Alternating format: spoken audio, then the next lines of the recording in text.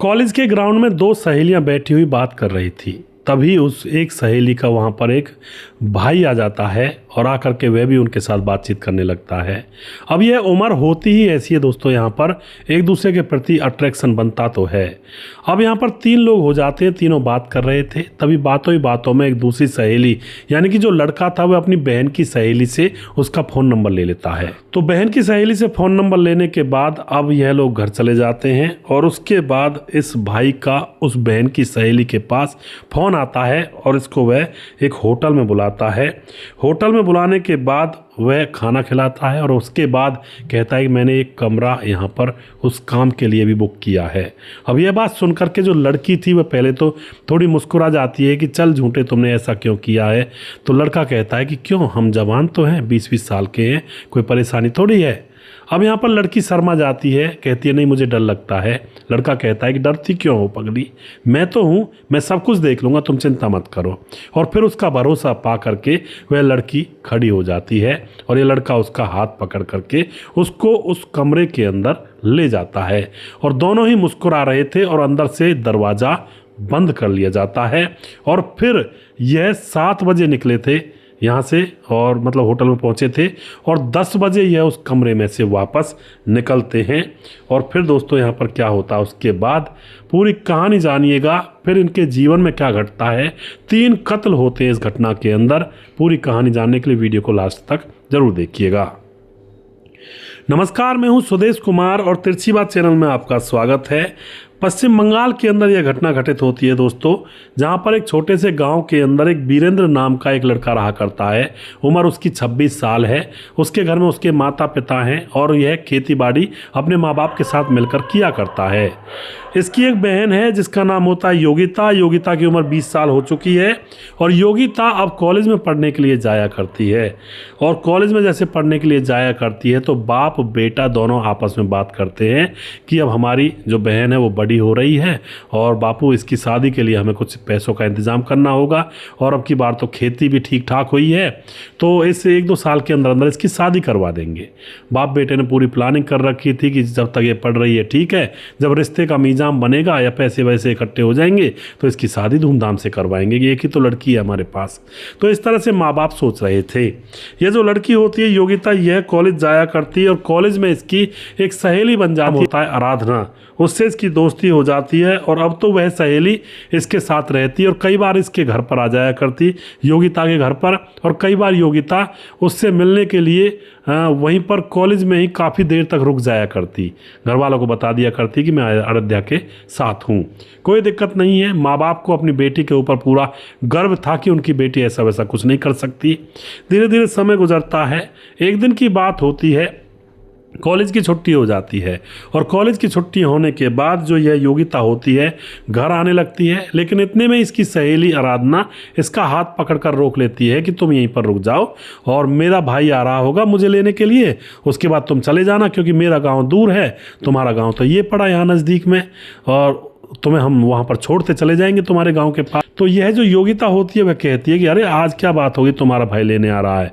तो आराधना कहती है अरे उसकी मूड की बात है, ऐसा ही लड़का है वो, कभी उसके मूड में आ जाता है तो लेने के लिए आ जाता है।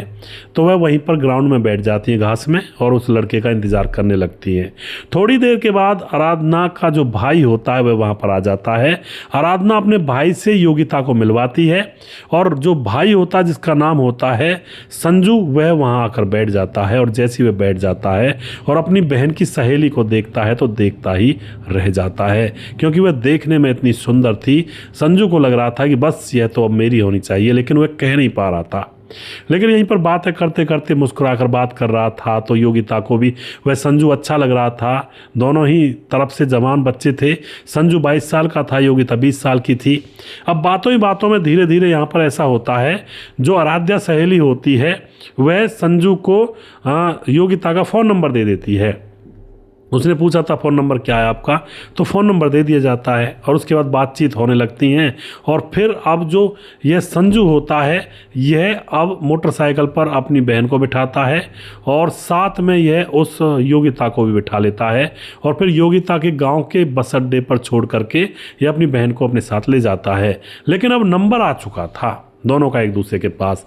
रात होती है, रात होते ही जो संजू होता है योगिता के पास फ़ोन करता है कि कैसी हो। योगिता कहती है मैं तो ठीक हूँ, तुम सुनाओ कैसे हो। इस तरह से बातचीत चलने लगती हैं और धीरे धीरे इनके बीच में ऐसी ऐसी बातें चलने लगती हैं जो कि नॉर्मल नहीं थी, एबनॉर्मल थी, और गंदी संदी बातें भी इनके बीच में चलने लगती हैं कि क्या है कैसे है। अब यह गंदी संदी बातों में योगिता को बड़ा मज़ा आ रहा था, क्योंकि पहली बार किसी लड़के से बातचीत होने का सिलसिला चालू हुआ था और लड़का भी जो कि जानकार था, कोई फ्रॉड ऐसा उसको लग नहीं रहा था। लेकिन योगिता को क्या पता था कि यह जो संजू है कौन कौन से घाट का इसने पानी पिया हुआ है। अब धीरे धीरे समय गुजरता है तो एक दिन जो संजू होता है वह योगिता से कहता है कि तुम आ जाओ, खाना वाना खाएंगे, थोड़ा घूमेंगे बाज़ार में और थोड़ा मन लग जाएगा। अब जो योगिता होती है अपने घर वालों से कहती है शाम के 6 और 7 बजे मैं अपनी सहेली आराध्या के जन्मदिन में जा रही हूँ और मैं आ जाऊँगी 3-4 घंटे में, 2-3 घंटे में। तो माँ बाप को उसके ऊपर विश्वास था, कोई दिक्कत नहीं थी। वह गांव से ऑटो पकड़ के सीधा आराध्या के घर के लिए निकल जाती है। लेकिन दोस्तों रास्ते में संजू बाइक लेकर खड़ा हुआ था और उसकी बाइक पर वह बैठ जाती है और ये दोनों शहर चले जाते हैं और चमचमाते हुए होटल के अंदर घुस जाते हैं और वहाँ पर खाना ऑर्डर किया जाता है। खाना वाना खा रहे थे, आपस में बातचीत हो रही थी, दोनों को ऐसा लग रहा था कि बस अब तो हम स्वर्ग में हैं और बस हमारे बराबर खुशी किसी को नहीं मिल रही होगी जितने खुश हम हैं। खाना खाने के बाद अब जो लड़का होता है अब आराध्या का हाथ पकड़ता है और आराध्या कहती है ये तुम क्या कर रहे हो। लड़का कहता है अरे ये इसमें कोई बड़ी बात नहीं है, आजकल तो ये नॉर्मल चीज़ है। अब जो संजू लड़का होता है वह अपनी बहन आराध्या की सहेली योगिता का हाथ पकड़ लेता है। योगिता कहती है ये क्या कर रहे हो तुम। तो लड़का कहता है कि अरे ये कोई बड़ी बात नहीं है, आज के दौर में ये नॉर्मल है सब कुछ। अब जो योगिता होती है उसको भी शायद उस लड़के का स्पर्श, उसका टच अच्छा लग रहा हो, जिससे कि वह हंस जाती है और सिर नीचे झुका लेती है। ठीक है भाई। अब उसके बाद जो ये लड़का होता कहता है कि तुम्हें पता है मैंने यहाँ पर एक रूम बुक किया हुआ है। लड़की कहती है क्यों। लड़का कहता है कि अरे वही काम करने के लिए जिसके लिए लोग यहाँ पर आते हैं। लड़की मना करती है योगिता नहीं ऐसा वैसा कुछ नहीं होगा। लेकिन लड़का कहता है कि तुम्हें मेरे ऊपर विश्वास नहीं है क्या, इसीलिए घूम रही हो मेरे साथ। विश्वास भी नहीं है, क्या फ़ायदा हमारा घूमने का, एक दूसरे से बातचीत करने का। तो योगिता कहती है कुछ होगा तो नहीं। लड़का कहता नहीं ऐसा वैसा कुछ नहीं होगा, मुझ पर भरोसा तो करो। अब दोस्तों भरोसे में लेकर के यहाँ पर वह लड़का उसका हाथ पकड़कर उसको खड़ा कर देता है और अपने साथ उस कमरे में ले जाने लगता है जो उसने बुक करके रखा हुआ था पहले से ही। कमरे के अंदर ये पहुंच जाते हैं और वहाँ जाने के बाद योगिता कहती है अब क्या करेंगे इस कमरे के अंदर, खाना तो बाहर खा लिया।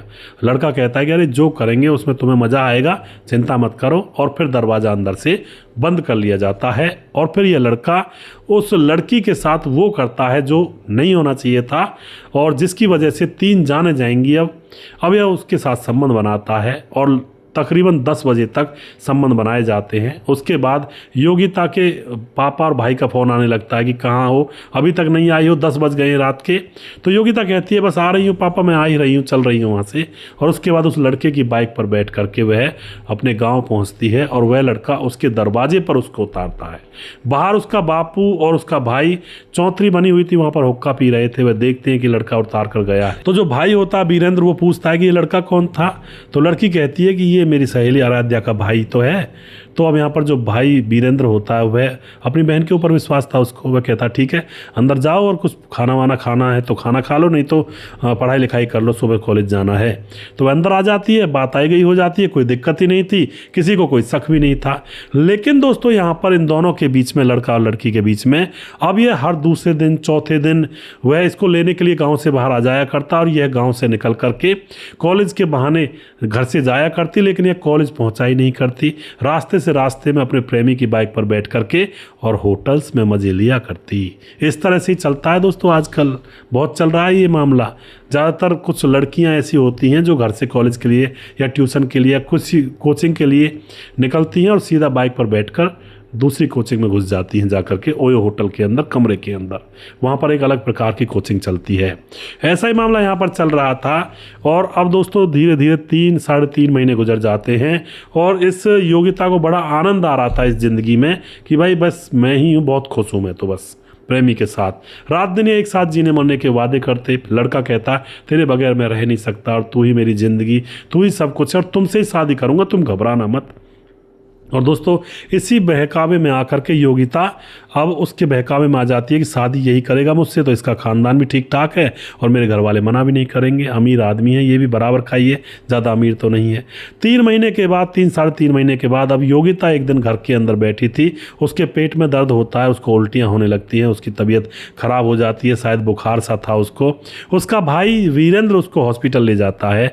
हॉस्पिटल में डॉक्टर जब उसका ट्रीटमेंट करती है तो उसका अल्ट्रासाउंड वगैरह करती है, क्योंकि पेट में दर्द था, तो उसको एक नई जानकारी यहाँ पर मिलती है। यह लड़की 1.5 से 2 महीने की गर्भवती थी। अब यह बात वह महिला डॉक्टर इसके भाई को बताती है कि तुम्हारी बहन 1.5 से 2 महीने की गर्भवती है और मुबारक हो, क्योंकि महिला डॉक्टर जानती थी कि शायद समझ रही थी कि यह शादीशुदा होगी। लेकिन मुबारकबाद कैसी, भाई तो यह सुनने के बाद उसके तो पाँव के नीचे से ज़मीन निकल जाती है, लेकिन ये कुछ कहता नहीं है। अपनी बहन को दवाई दिलवा करके, जो भी डॉक्टर ने दवाई दी थी उल्टी वगैरह की, घर ले आता है और कुछ भी नहीं कहता है। अचंभे की बात है ये। घर आने के बाद अब लड़की अपने काम में लग जाती है और जो लड़का होता है इसका भाई, वो अपने पापा से कहता है, पापा जो योगिता है और ये किसी लड़के से प्यार करती है शायद मेरे हिसाब से तो। और रास्ते में उसने पूछा था अपनी बहन से प्यार से कि मुझे बताइए किसका बच्चा है, तो उसकी बहन ने रास्ते में बता दिया था कि यह जो मेरी सहेली है ना आराध्या, उसका भाई संजू उसके साथ में घूमती थी भैया, और उसकी इससे हो गया है जो कुछ होना है। तो ये पूछ लेता है कैसा लड़का है, क्या है, तो बताती है लड़का अच्छा है, घर भी अच्छा है। तो भाई चुप रह जाता है और फिर घर आकर पिता से कहता है कि बाबा जो योगिता है इसका किसी लड़के के साथ दोस्ती है और ये उससे शादी करना चाहती है, मैंने पूछा था, तो इसकी शादी उससे कर देते हैं, जो कि आराधना इसकी सहेली है, उसका भाई है और बहुत अच्छा है, वो तो कोई दिक्कत नहीं, हमने देखा हुआ अभी यहाँ पर आया भी था इसको छोड़ने के लिए। तो पापा और पिता जो कि पहले से शादी की तैयारी में जुटे हुए थे, भाई कोई लड़का मिले और पैसे वैसे इकट्ठे हों, तो पिता भी कह देता है कोई बात नहीं बेटा, आजकल तो ज़माना है, नया दौर है, तो लड़की ने अगर पसंद कर लिया है अपने लिए लड़का तो कोई दिक्कत नहीं, इसकी हमें मिला देंगे, हम शादी करवा देंगे अगर ये तैयार हैं तो पिता और जो बाप होता है उन्हें कोई ऐतराज़ नहीं था। और लड़की से भी कहते हैं, जो पिता होता है कि बेटी वो शादी करने के लिए तैयार है ना, लड़की कहती है हाँ बाबा वो शादी कर लेगा, कह रहा था मुझसे। तो बात को आगे नहीं बढ़ाते हैं और कोई दिक्कत नहीं थी यहाँ पर। अब 10 दिन के बाद योगिता का जन्मदिन आने वाला था, तो जैसे जन्मदिन आता है तो पिता और भाई ने कहा कि ऐसा कर बेटी अपनी सहेली को भी बुला ले और उस लड़के को भी जन्मदिन की पार्टी में बुला ले, हम उससे बातचीत भी कर लेंगे और कोई दिक्कत नहीं है।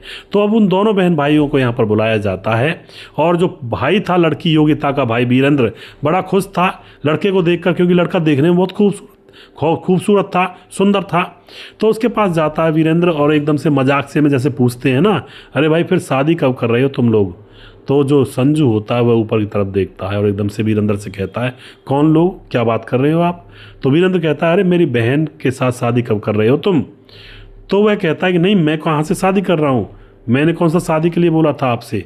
तो वीरेंद्र कहता अरे बेवकूफ़, वो तुम्हारे बच्चे की माँ बनने वाली है, क्या तुम उससे शादी नहीं करोगे। वो तो कह रही थी कि वो मेरे साथ शादी करेगा, शादी का वादा किया है। लेकिन इतने में ही जो संजू होता है जोर से बोलता है, जोर जोर की आवाज़ में, और झटक देता है कि मैं इससे शादी नहीं करूँगा, ये न जाने किस किस के साथ घूमती है, मुंह काला करती है, मैं इससे शादी क्यों करूँ, पता नहीं किसकी नाजायज औलाद है इसके पेट में। अब तो ये बात इस बात को सुनकर बहुत गुस्सा आ जाता है पिता और भाई को। वे समझ जाते हैं कि लड़की ने गलत सलेक्शन किया है, ये तो चुंगल में फंसी है और मौज मस्ती लिए इन दोनों ने, इनको कोई शादी वादी नहीं करनी। इतने में वहाँ पर थोड़ा विवाद होता है और यह माँ जो पिता होता है और भाई होता है अंदर से हथियार लेकर आते हैं और दोस्तों उस भाई की वहीं पर ठुकाई पिटाई करने लगते हैं।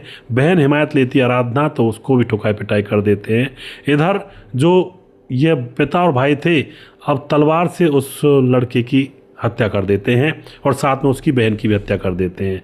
अब ये एकदम से नज़र घुमाते हैं कि ये जो हत्या हमें करनी पड़ी और ये जो बदनामी हमें झेलनी पड़ेगी आगे, और यह सब इस लड़की की वजह से, योगिता की वजह से। और फिर दोस्तों अपनी बेटी की भी हत्या कर देते हैं।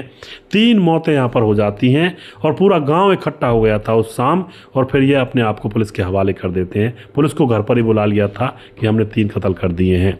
इस तरह से यहाँ पर 2 लोग तो जेल में गए, 3 लोग इस दुनिया से विदा हो गए। और अब क्या तो योगिता के घर के अंदर जो उसकी माँ है उसका जो परिवार वो कैसे चलेगा। और यह जो दोनों बहन भाई थे आए थे, क्या इनके माँ बाप सोचेंगे कि भाई 2 बच्चे थे, जवान हुए थे और दोनों की मौत हो गई। तो इस तरह के कांड हो जाते हैं। कुछ लड़कियां लड़कों के बहकावे में आकर लड़के कहते हैं कि मैं तेरा, तुम मेरी, और बस मैं तुमसे शादी करूंगा और तुम ही हो जो कुछ हो, तुम्हारे अलावा कुछ है ही नहीं। वो इसलिए करते हैं जिससे कि उस लड़की के साथ अपनी रात गुजार पाएं या अपनी वासना को मिटा पाएं। एक बार वासना मिट जाएगी तो फिर लड़की को ठोकर पर रखते हैं, फिर कोई शादी वादी नहीं, कोई मतलब नहीं, फिर दूसरी लड़की ढूंढते हैं। इस तरह के कुछ लड़के होते हैं कई लड़कियों को फंसा करके। तो ऐसी चाल में लड़की फंस गई थी और लड़के की भी मौत हो गई, साथ में लड़की को भी अपनी गलती की सज़ा भुगतनी पड़ी, और जो बहन थी इस लड़के की वह बिना मतलब के फोकट में मारी गई। तो इस तरह के कांड कई बार सुनने को और देखने को मिलते हैं। तो थोड़ा सा सावधान रहा करें उन बहन बेटियों से, मैं कहना चाहूँगा, और ज़्यादातर उन लड़कों से भी कहना चाहूँगा, भैया ज़िंदगी इतनी सस्ती नहीं है जो किसी के प्यार में पड़ करके अपनी जान गंवा दी जाए। ज़िंदगी बहुत अनमोल है। प्यार करना है तो अपने माँ बाप से करें, अपने भाई बहन से करें, और जब शादी हो जाए तो अपनी पत्नी से करें। पत्नी आपसे करेगी, आप पत्नी से करेंगे, कितना खुशनुमा माहौल होगा, गृहस्थी कितनी सुंदर लगेगी बसती हुई। लेकिन जब इधर उधर मुंह मारते हैं ना लाइन से हट करके, तो फिर ऐसी चीज़ों में हत्याएं होती हैं, लोगों की जानें चली जाती हैं, घर के घर तबाह हो जाते हैं। पहले पहले तो ये इश्क का माहौल बड़ा सुंदर लगता है कि बस मैं उसके लिए बना हूँ और वो मेरे लिए बनी है। लेकिन जब घटना घटती है, कोई बात ऊंची नीची हो जाती है, तो दोनों तरफ के परिवारों का सत्यानाश हो जाता है और लड़का और लड़की की जान भी जा सकती है। कई बार ऐसे कुकृत्य होते हैं। कई बार ऐसा होता है लड़की के 2-3 बॉयफ्रेंड हैं और किसी तीसरे लड़के ने जाके उससे यारी दोस्ती कर ली, तो कल को बाकी बॉयफ्रेंड को पता लगेगा तो वही साफ कर देंगे, वही हत्या कर देंगे नए वाले जिसने नई एंट्री की है, और लड़की का कुछ नहीं बिगड़ेगा, वह तो फिर से मजे लेती रहेगी। तो इन चीज़ों से दूर रहें। बहुत गंदी चीज़ें हैं, ऊपर से मीठी मीठी लगती हैं, लेकिन जब असलियत में इसका फल चखने को मिलता है तो बहुत कड़वा होता है, जाने जाती हैं, जिंदगी बर्बाद होती हैं। वीडियो के लास्ट में कुछ भाइयों के नाम जरूर लेना चाहूँगा जो हमारे वीडियोज़ को देखते हैं और हमें खूब सपोर्ट करते हैं। हमारे साथ विवेक कुमार जायसवाल कमेंट करते हैं, विजय कुमार कमेंट करते हैं, समाधान पाटिल जलगांव महाराष्ट्र से हैं, हनुमान वर्मा और सुजीत कुमार जो कि कमेंट करते हैं, जैनुद्दीन अंसारी हैं, मोहम्मद जहांगीर हैं और पूरन सिंह प्रजापत, और उसके बाद परशुराम जोगी और भीम सिंह कमेंट करते हैं love this type of video. और पवन कुशवाहा कमेंट करते हैं, मुकेश कुमार यूपी 83 से, सूरज डीओ फिजी से, और उसके बाद विंध्याचल राजभार कमेंट करते हैं, हृदय राम भारती कमेंट करते हैं, पूरन सिंह प्रजापत अलवर से कमेंट करते हैं, विजय कुमार दोबारा से, Bholanath Shukla very nice amazing story है भाई, प्लीज़ सेंड मोर स्टोरीज। बिल्कुल आपको बहुत ज़्यादा स्टोरी सुनने को मिलती होंगी, लेकर आता भी हूँ मैं भोलेनाथ जी। और उसके बाद चरणजीत दहिया कमेंट करते हैं, रजत सैनी हैं, हनुमान वर्मा कमेंट करते हैं, और उसके बाद मोनू जैन कमेंट करते हैं, दीनानाथ कमेंट करते हैं, राम मोहम्मद यासीन लाहौर पाकिस्तान से कमेंट करते हैं, राम गोसाई भाई हमारे जो कि लगातार बने रहते हैं हमारे वीडियोज़ पर, और उसके बाद हमारे साथ दुर्योधन भाई कमेंट करते हैं, राधे श्याम शर्मा कमेंट करते हैं, राजकिशोर चौरसिया महाबलेश्वर कमेंट करते हैं, और राम मोहम्मद यासीन लाहौर पाकिस्तान से कमेंट करते हैं, और छगनदास खाटाबाद राजस्थान से सुशील चौधरी हमारे लगातार कमेंट करते हैं। और जिस भाई का नाम रह गया उस भाई का नाम अगले वीडियो में ज़रूर लूँगा। आप लोग कमेंट ज़रूर किया करें और नए वीडियो पर कमेंट किया करें, जिससे कि आपकी कमेंट्स को मैं पढ़ सकूं। पुराने वीडियोज़ की कमेंट मैं नहीं ले पाता हूं, और नए वीडियोज़ पर जो कमेंट आप करोगे जो हाल में अभी पीछे डला है और तो उसको मैं पढ़ लेता हूं। तो आप सभी लोग कमेंट करें, अगला वीडियो बहुत जल्दी फिर से लेकर आऊँगा। तब तक आप खुश रहें, सावधान रहें। जय हिंद, जय